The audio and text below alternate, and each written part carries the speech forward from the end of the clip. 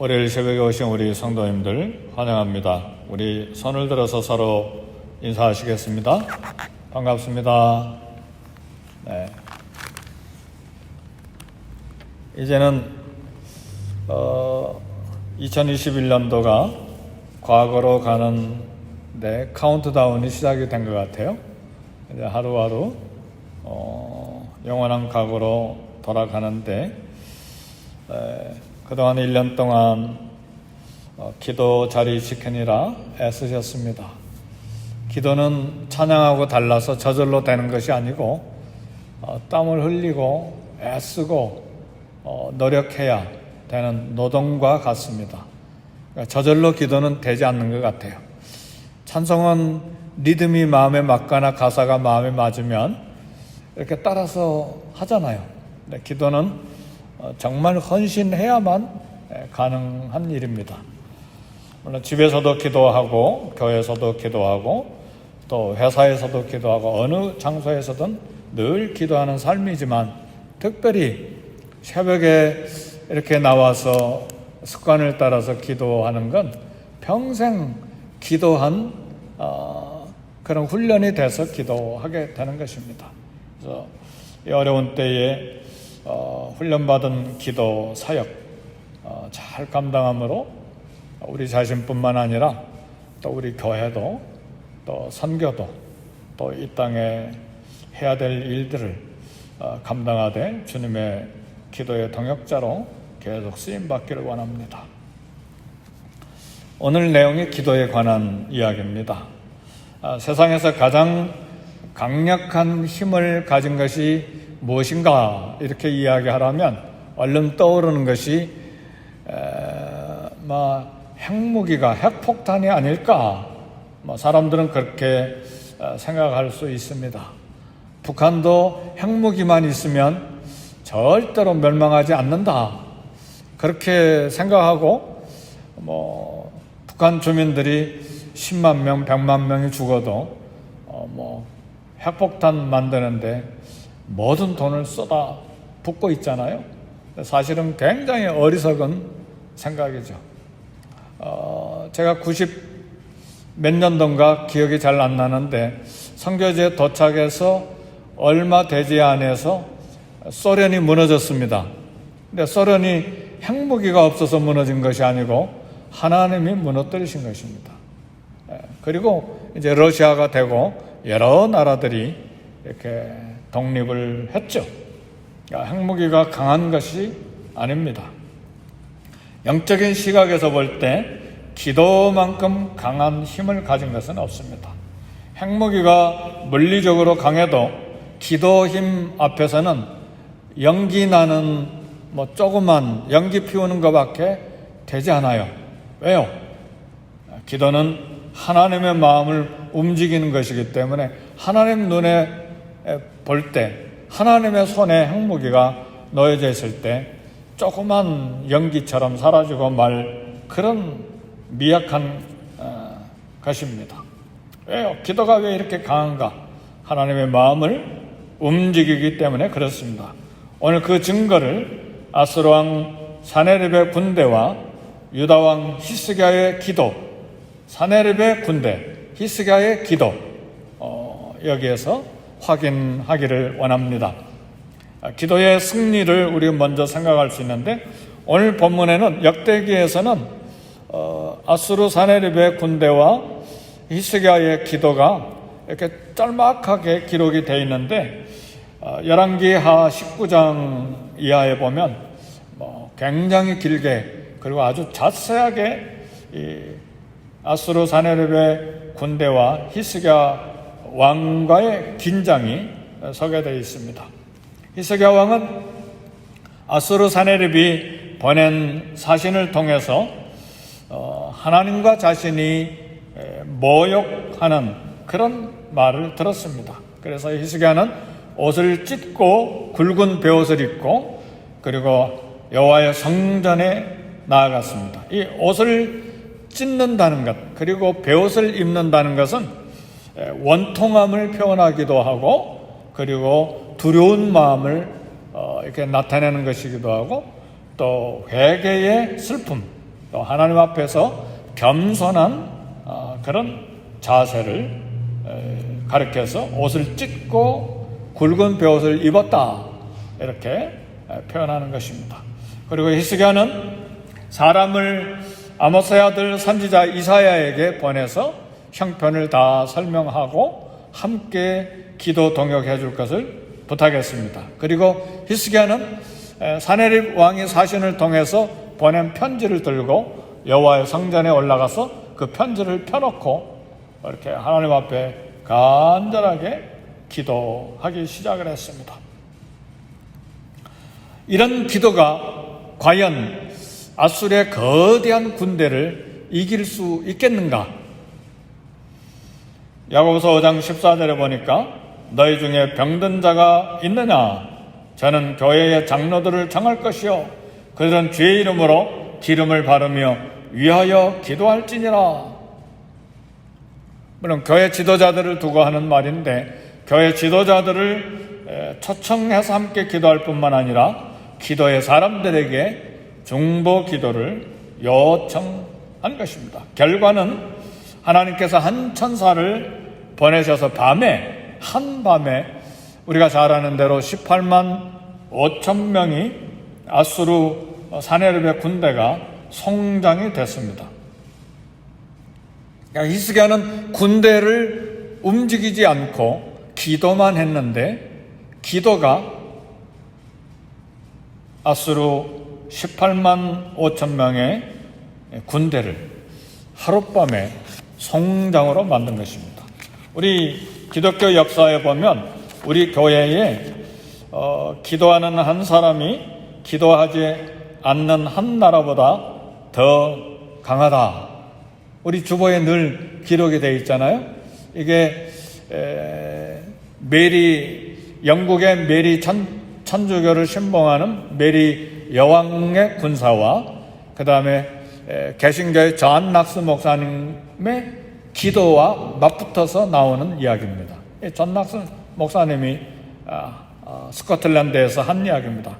기도하는 한 사람이 기도하지 않는 한 나라보다 더 강하다. 물론 장로교인들이 이 장로교 교리를 지키기 위해서 2만 명이 넘게 순교했습니다. 그러나 결국은 강한 메리 여왕을 기도가 승리한 것이죠. 존 낙스 목사님이 승리한 뒤에 기도하는 한 사람이 기도하지 않는 한 국가보다 더 강하다는 이야기를 한 것입니다. 네, 이 본문의 말씀을 계속해서 읽어보면 아수르 왕 사네립이 본국에 돌아가서 자기 신전 안에서 자기 아들들에게 죽임을 당했다. 그런데 여기 18만 5천 명이 죽은 다음에 바로 가서 이렇게 죽임을 당한 것은 아닙니다. 수년이 흘른 뒤에 자기 아들들에게 죽임을 당한 것이죠. 히스기야는 군대 동원 없이 오직 기도로 적군에 승리한 것입니다. 그래서 이 아침에 우리가 생각해야 될 기도의 위력, 기도의 힘이 무엇인가를 좀 생각하기를 원해요. 예루살렘을 구원한 것은 군사가 아니라 히스기야와 그리고 기도한 유대 나라의 사람들, 특히 이사야 선지자의 기도입니다. 기도가 하나님을 움직여서 나라를 보호하게 한 것입니다. 1967년에 유명한 전쟁이 있었는데 6.1 전쟁입니다. 그때 6월 달이었는데 6일 동안에 이스라엘과 아랍 연합군대와의 전쟁이 있었습니다. 근데 이 전쟁은 이스라엘이 굉장히 위기 가운데 있는, 나라가 없어지느냐 생존하느냐 살아남느냐의 그런 전쟁이었어요. 왜냐하면 이스라엘이 건국된 것이 2000년 만에, 없어진 나라가 2000년 만에 1948년에 건국됐기 때문에 군대가 조직이 됐어요. 불과 19년밖에 안 된 이스라엘 나라였거든요. 근데 아랍의 연합군대는 이미 소련에서 20억 달러치나 넘는 수많은 탱크, 전투기, 레이더 전부 다 무장하고 그리고 연합군이 돼서 이스라엘과 전쟁하는데 과연 이스라엘이 이길 수 있겠는가? 물론 영국과 미국이 이스라엘을 뒤에서 도왔죠. 그리고 아랍 군대는 소련이 덮고, 근데 굉장히 위기 가운데 있었는데 6일 만에 승리했어요. 근데 여러분 그 인터넷 들어가셔서 6일 전쟁 이렇게 기사를 한번 치고 읽어보시면 그 뒤에 비하인드 스토리들이 많이 나와요. 6일 전쟁의 기적, 그렇게 해서 많이 나오는데 이상하게 탱크들이 이스라엘 군대 앞에서 철수하기도 하고, 미사일 기지에 있던 사람들이 다 도망가기도 하고, 이상한 일들이 많이 벌어지는데 그 중에 한 가지 스토리가 하나 있는데, 이스라엘 군인 몇 명이 앞에 가는데, 이집트 시나이 반도에서 일어난 일인데, 이집트 군인들이 수천 명이 이스라엘 군인 몇 명이 갔는데 전부 다 총을 내려놓고 항복한 거예요. 그래서 몇 명이 이 수천 명의 이집트 군인들을 포로로 잡아가지고 이스라엘 군 진영으로 들어왔는데, 이스라엘 군대가 이집트 군대 장교들을 이렇게 신문하면서 어떻게 항복했느냐, 그러니까 우리 눈에 수천의 천사들이 총을 들고 우리를 향해서 대적하고 있었기 때문에 우리는 이스라엘 군과 싸울 준비는 돼 있었는데 천사들과 싸울 준비는 안 돼 있었습니다. 그래서 항복했습니다. 그런 비하인드 스토리 이야기가 나와요. 그러니까 이스라엘이 6일 만에 그 강력한 아랍의 연합 군대를 이긴 것은 이스라엘 군대의 힘이다. 용감해서 군대가 잘 준비가 돼서 그런 용감하고 나라를 지켜야 되는 강한 그런 의지, 그런 결단도 있었겠지만 하나님이 도우셨다고 모두들 생각하는 것입니다. 열왕기하 6장에 보면 아람 군대가 엘리사가 사는 성읍을 포위했는데, 사환이 보니까 자기 마을을, 엘리사가 사는 마을을 완전히 아람 군대가 다 포위해서 이제는 죽었다. 근데 엘리사가 기도했을 때 사환이 눈이 열려서 무엇을 보았습니까? 하늘에 가득한 불말과 불병거를 보았습니다. 참, 이 땅에 우리가 살아가는 동안에 우리의 힘과 우리의 지식과 우리의 경험으로 살아가는 것 같은데, 사실은 우리가 보지 못한 수많은 사건들과 위기 속에서 하나님의 보호하심, 하나님의 인도하심 속에서 우리가 생존하고 여기까지 왔다는 사실을 우리는 알아야 됩니다. 그래서 야고보는 그런 기도를 우리에게 야고보서 5장에서 소개를 합니다. 믿음의 기도, 의인의 기도, 간절한 기도를 이야기합니다. 야고보가 이야기하는 믿음의 기도는 오늘 우리에게 굉장히 도전이 되는데, 우리가 기도하면서도 크리스찬의 참 믿음 생활을 수십 년 해온 여기까지 왔는데도 불구하고 기도하고서 믿지 아니하는 경우들이 너무너무 많아요. 하나님이 살아계신다고 생각으로는, 하나님의 지식으로는 하나님이 살아계신다고 이렇게 지식으로는 갖고 있는데, 실제 우리 삶의 현장에는 그 하나님이 전혀 능력을 발휘하지 못한 것처럼 생각하고 사는 경우들이 허다합니다. 우리 주님은 우리의 실패를 나무라는 것이 아니고 믿음이 없는 것을 꾸짖으십니다. 의인의 간구는 여기 예수님을 믿음으로 의롭게 된 의인의 간구를 말하는 것이 아니고 의로운 삶입니다. 순종의 삶을 말해요. 뒤틀린 은혜는 무엇인가? 의로운 삶을 포기하는 거예요. 순종의 삶을 거부하는 거예요. 그게 뒤틀린 은혜라고 말해요.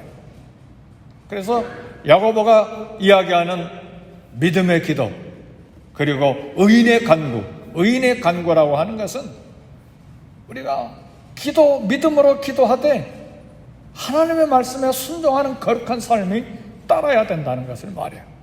그 다음에 간절한 기도가 있는데, 간절한 기도는 마음이 주님과 연결돼서 멈추지 않는 기도입니다. 기도하다가 그냥 중단해버리고, 기도하다가 실망해버리고 그런 것이 아니라 끊임없이 계속해서 기도하는 것입니다. 오늘 이 시대의 어려운 때에 기도의 위력을 체험하고 기도를 응답하시는 살아계신 하나님을 간증할 수 있기를 원합니다. 야고보는 야고보서 5장에서 그 5장 마지막에 엘리야를 소개합니다. 3년 6개월 동안 비가 오지 아니하였는데 엘리야가 기도했을 때 비가 왔는데, 사실은 역사서에 가보면 엘리야가 한 번 기도한 것이 아니죠. 7번씩이나 기도하죠. 7번은 몇 번 기도한지 우리가 몰라요. 하나님 응답하실 때까지, 기도가 완전하게 하나님께 상달될 때까지 기도한 거예요. 저 지중해에 구름이 떠오를 때까지, 검은 구름이 떠오를 때까지 기도한 것입니다. 기도할 때에 3년 6개월 만에 기도가 응답돼서 비가 왔습니다. 오늘 우리도 기도 응답의 체험들이 있기를 원해요.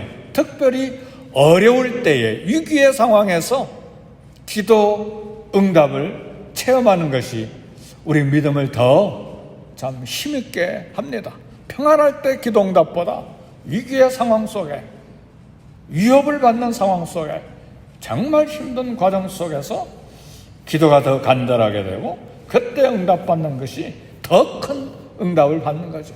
시냇물을 건너가는 기도 응답은 그냥 물에 발이 좀 젖어서 그냥 건너가는 응답이죠. 홍해 앞에서 응답받는 것은 거대한 바다가 갈라지는 응답이죠. 감기 걸려서 응답받는 것은 그냥 감기 정도의 응답이지만, 암에 걸려서 응답받는 것은 죽음에서 살아나는 응답이에요. 그러니까 큰일, 더 위험하고 더 큰 위협 속에서 응답받는 것은 더 하나님의 크신 능력을 체험하고 간증하게 되는 것입니다. 네, 우리 야고보 장로님을 가르쳐서 별명이 하나 있는데 낙타의 무릎이죠. 근데 예수님의 육체의 동생이잖아요. 근데 이 야고보 장로님이 어디서 이렇게, 예수님이 살아계실 때는 예수님 미친 줄 알고 잡으러 왔던 사람이 어떻게 이렇게 낙타의 무릎이라고 하는 별명을 들을 정도로 위대한 기도의 사람이 됐는가 궁금하지 않아요? 형님에게서 배운 거예요. 예수님 형님이 스컨을 조차 새벽 미명에 일어나 한적한 곳에 가서 기도하시는, 늘 그 기도를 본 거예요. 밤새 기도도 하시고 끊임없이 하나님 앞에 기도하시는,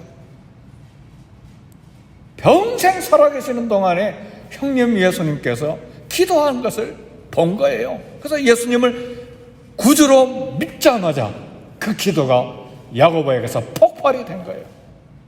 그래서 초대교회에 베드로와 버금가는 교회 지도자가 됐잖아요. 예루살렘 총회에 보면 결론을 누가 내리느냐? 야고보 장로님이 내리잖아요. 사랑하는 성도 여러분, 무디 목사님이 그런 이야기를 했어요. 가장 무릎을 많이 꿇는 사람이 가장 든든하게 산다. 그건 확실한 것 같아요. 네. 사랑하는 성도 여러분, 우리가 지난 1년 동안 참 어려운 가운데서도 새벽 기도를 여기까지 지켜왔는데, 그 기도가 우리 교회에 응답됐다. 그리고 응답되고 있다. 앞으로도 응답되어 갈 것입니다. 저는 그렇게 믿습니다. 하나님께서 우리 교회를 모든 부분에서 지켜주시고 보호하고 계시는데, 여기까지 은혜를 입었는데, 오늘 저와 여러분들의 기도를 통해서 교회가 든든하게 서고 또 계속해서 주님 앞에 쓰임받는 저와 여러분, 우리 교회가 될 수 있기를 주의 이름으로 축복합니다.